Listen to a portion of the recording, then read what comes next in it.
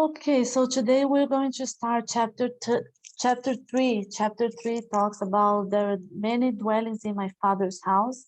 We're going to do the topic 1 to 5 today. One of the things that really caught my attention in this chapter is when I started to study, it came to my attention that before we even talk about the different dwellings, we talk about the different states of the soul in the errant state. And the reason for that is because the state of the soul is going to determine the dwelling. The state of the soul, it's going to determine the energy that is around that soul.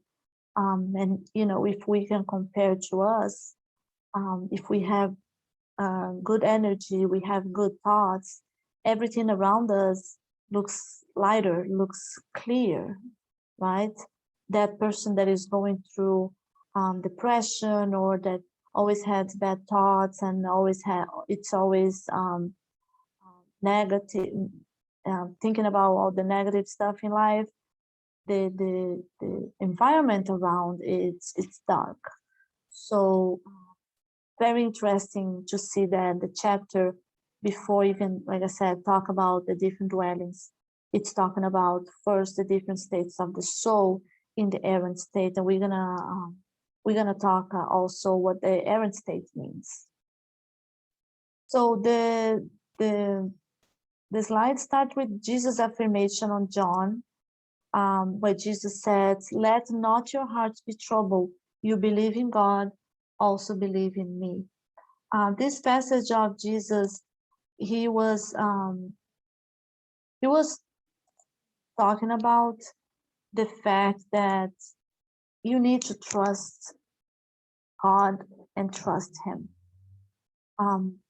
If his father said there is a place, and I don't know if the slide are going to go deep into that, I will find that place and I will take you there. So let not your hearts be troubled. You believe in God, believe also in me. There are many dwellings in my father's house. So again, Jesus was saying that I will find a place. My father said there is a place for us, and I will come back for you. And what is the father's house? What is? I mean, it's a very complex topic, right? We can study this so many times, and it's very controversy. But what we're talking here about the Father's house is the entire universe. The different mansions that we talk about in the spirituality are the worlds that the spirits are incarnated and that correspond to their progress. This is also true. We're going to discuss on the during the beginning of this chapter. It is the fact that you will incarnate or where you correspond.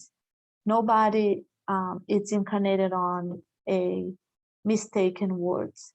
If you are incarnated there, is because you either asked to be there, that's your place. You deserve to be there. It's all corresponding to your progress.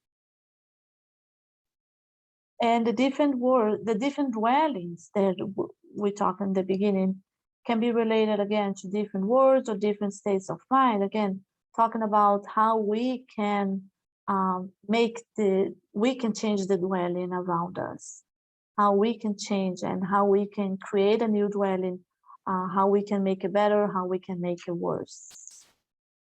The different states of mind in the spiritual world, that also has a lot to do with this.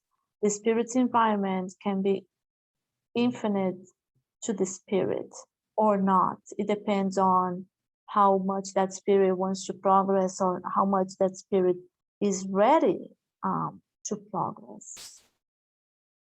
The sensation experience also can be infinite. Looking at these two different pictures, and sometimes I know the pictures from the slides, they can be a little bit overwhelming, especially the one on the left, right? But this is just to show that the sensations can be infinite. if you're not ready for a change, if you are on the left side here, if you're not ready for a change yet, who knows how long that experience is going to change. The help is out there. You gotta be ready for to be helped. The perceptions also can be infinite to the spirit, the state of attachment or freedom or light or darkness. So again, everything we're talking about, the environment has a lot to do with your state of mind, the spirit state of mind. And the causes of this variation, the good or the bad, it has practiced so far. So all the incarnations, and this is, we're not talking about just the past life, we're talking about, you know, sometimes hundreds of different incarnations that you had, that has led you to be on the condition that you are right now. So the good and the bad that it has practiced so far depends on its degree of purification and how detached it is from material ties. Material ties, very complex topic too. The spirits that we know that wander around on earth, that have no perception of the fact that they have it disincarnated, those spirits are gonna have a very hard time on detaching from material ties, and when they do realize, or when they do get finally ready to get the message that they passed, again, it's very difficult for them to detach. But it all has to do with, are they ready for, again, are they ready for that help or not in order to progress.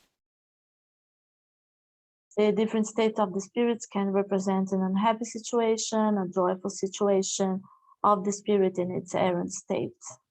And what is the errant state? The errant state is the state where the spirit finds himself in the spiritual world while he waits for a new reincarnation. So it's the time in between each incarnation. That's what the errant state is. And those who opted for doing wrong when in the errant state do not leave the places where it lived, are tormented by remorse and guilt, and grow under pains of mental suffering. Again, sometimes the pictures are very, very strong, very, very specific on what they want to say, but basically, it's, you know, what I said. You have to be ready for the change. You have to be ready for the help that it's offered to you, and most importantly, being able to accept the wrongs you have done, and being able to change, right? Um, I like one of the passage here from the gospel on this. I'm gonna read that to you. So it's talking about when the spirits find themselves incarnated in the world that they're not bound to. So it says, spirits who find themselves incarnated in any world are not bound to that same world indefinitely, nor do they go through all the phases of progress needed to achieve perfection in that one world. When they reach the maximum degree of advancement their world has to offer, they then pass to a more elevated one, and so on successfully until they reach the state of purified spirits, which should be the goal for all of us, right? These spirits' worlds are stations where the spirits find the elements they need for their progress that are in accordance to their degree of perfection. It is a recompense to ascend to a world of higher elevation, just as it is a punishment to prolong their lay in a miserable world, or to be relegated to another even more unhappy than the one they were forced to live due to persisting badness. So when the spirits are elevated, when they reach the state of purified spirits, they are able to go back to the with primitive words and offer help to those wondering. Um, you you won't be able to let's put it on the travel around, as I say, if you have not reached the level of being a purified spirit, because you then can help others. You can go to different worlds and travel to different dwellings, as the gospel is saying. So just basically, if we are going to, I think this is actually, and if you're alone without consolation. Oh, let me finish the slides and then I'll just do the final considerations. So the rich spirit, when in the errant state, rise, become elevated, and travel through different worlds. Yeah, just like I said, now they are able to offer help, enjoy resplendent light, is reunited with those he loves, feel incredibly bliss. All the final. So if we are going to, like I said at the beginning, I think very interesting is the fact that it talks about the the state of the soul before you even talk about the different dwellings. If we are going to also compare this to our, our everyday lives, I mean, even just to make a change, right? Because it is the state of our minds, the state of our energy, the state of our mood. This is so important.